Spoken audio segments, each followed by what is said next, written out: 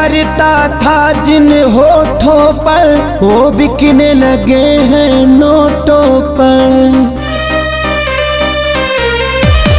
मैं मरता था जिन होठों पर वो बिकने लगे हैं नोटों पर। दर्द कैसे ये मैं सहूं, तुझे बेवफा कहूं कि